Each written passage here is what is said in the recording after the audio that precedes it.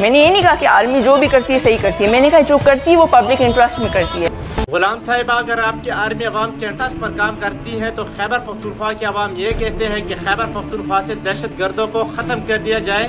لیکن آپ کے جنرل حمید گل نے یہ کہا تھا کہ یہ ہمارے ہیروز ہیں۔ غلام صاحبہ، اگر آپ کی آرمی عوام کے انٹرسٹ پر کام کرتی ہے تو آپ کے جنرل پرویز مشرف نے چند ڈالروں کے عوض لال مسجد کے اوپر بم کیوں گرایا تھا؟ غلام صاحبہ، اگر آپ کی آرمی عوام کے انٹرسٹ پر کام کرتی ہے تو آئین میں یہ لکھا گیا ہے کہ آرمی کا سیاست سے کوئی تعلق نہیں ہے، لیکن آپ کے آرمی نے 8 فروری کو پولنگ ایجنٹ کیوں غائب کیے تھے؟ غلام صاحبہ، اگر آپ باتیں کرتی ہو تو اس طرح باتیں نہ کیا کرو، کیونکہ آپ کے ٹکر کے لوگ یہاں پر موجود ہیں۔ په یو داسې ریاست کې ولاړې ما چې هغه د لا اله الا الله په بنیاد جوړ دی، خو دا شاته چې تاسو ته کم ښکاري دا کبلیګیټ دی کیسه خوانی بازار. زه اوس دلته راتېرېدم نه راپرېښومه، ولې چې ما نه د څوک نه خفه کېږي، زه د چا مذهب ته سپک نه ګورم، خو د شیعه کمیونټي یو رسومات شروع د محرم میاشت ته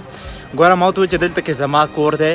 زما تالاشي واخله، زما سره ته یو کانسټیبل ولېږه، خو دلته کې ته په 1,000 روپۍ ولاړ یې او د یو شیعه کمیونټي دپاره یو مسلمان ته په عذابې، نو دا د دغه ملک قانون دی چې جوړ د لا اله الا الله په بنیاد دی، خو د لا اله الا الله والا خلک پکې په ارام ژوند نشي کولی.